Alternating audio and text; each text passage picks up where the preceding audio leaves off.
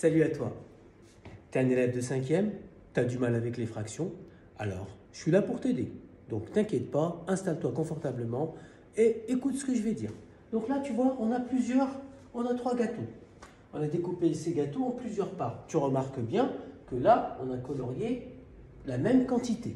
Maintenant, si on met ça sous forme de fraction, ici, le premier gâteau, on a 3/4. On a 3/4. Okay. Le deuxième gâteau, on a 6/8. 6/8. Et le troisième gâteau, on en a 9 coloriés sur 12. 9 sur 12. Ça représente exactement la même quantité coloriée, on est d'accord. Donc ça veut dire que ces fractions, elles sont égales. Donc déjà, on remarque que pour une même quantité, on a des fractions qui sont égales, mais on n'a pas le même numérateur et le même dénominateur. Alors, ce qu'on remarque par contre, c'est que pour passer de l'un à l'autre, eh ben là, on a multiplié par le même nombre. Ici, on a multiplié par combien? On a multiplié par 2. Et ici aussi, on a multiplié par 2. Donc ici, on ne change pas une fraction si on multiplie le numérateur et le dénominateur par un même nombre. Donc, ici, on a multiplié par combien? Ben oui, on regarde bien. Là, ici, pour passer de 3 à 9, on a multiplié par 3. Ça ne m'étonnerait pas que pour passer de 4 à 12, on a aussi multiplié par 3. Donc, il y a une règle simple à comprendre. Je l'ai écrite là. Tu peux la noter, la comprendre, l'apprendre.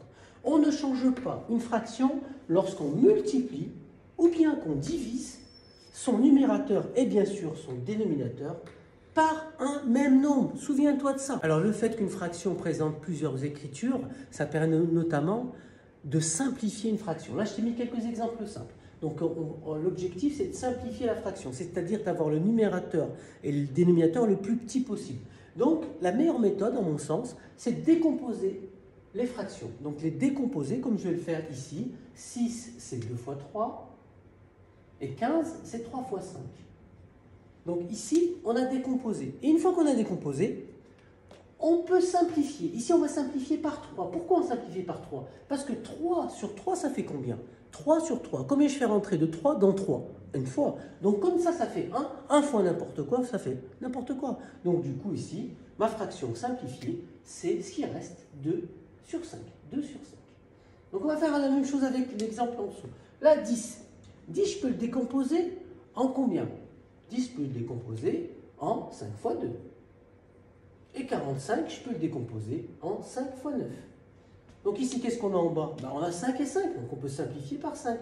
Dans ma fraction 10 sur 45, ça revient à écrire 2 sur 9. Donc on a deux fractions égales, dont la dernière est simple. Et là, on ne peut plus aller plus loin, parce que 2, on peut le diviser par 2 éventuellement, mais 9, on ne peut pas le diviser par 2. Parce que je te rappelle, une fraction, on ne doit pas mettre des nombres décimaux. Une fraction, c'est des nombres entiers. Ici, on a 21 sur 28. 21, c'est quoi? C'est 3 fois 7. Et 28, c'est quoi? C'est 4 fois 7. D'où l'intérêt de connaître ces tables. 4 fois 7. Là, on a 7 et 7, donc on va pouvoir barrer les 7. On a simplifié par 7, donc il nous reste 3/4. Ensuite, 33 sur 77. C'est une grande classique, celle-là. Quand on a le même chiffre là multiplié, très souvent, c'est 11. C'est 11.